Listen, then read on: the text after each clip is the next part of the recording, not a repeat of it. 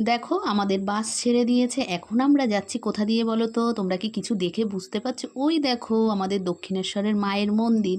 সবাই একবার প্রণাম করে নাও। আমি তো ঝটপট প্রণামটা সেরে নিলাম। যাই হোক, এখন বাজে রাত 12:30। আমরা দক্ষিণেশ্বরের উপর থেকেই যাচ্ছি দীঘার উদ্দেশ্যে। তারপরে রাত 2:30টার সময় আমরা পৌঁছে গেলাম কোলাঘাটে।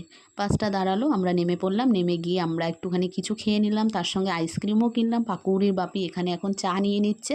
যে যার মতো যার যেটা পছন্দ সে সেটা কিনে খেয়ে নিচ্ছে। যাই হোক, আমরা আইসক্রিমটা নিয়ে বাইরের দিকে চলে আসলাম। রাতের ভিউটা দেখো কোলাঘাটের। আইসক্রিম খেতে খেতে রাতের ভিউটা বেশ এনজয় করে নিলাম। এখানে রাতের বেলায় অনেক গাড়ি দাঁড়ায় জানো তো, সবাই এখানে একটু দাঁড়িয়ে রেস্ট করে নেয়, তার সঙ্গে সবাই সবার মতো একটু টিফিনটাও সেরে নেয়।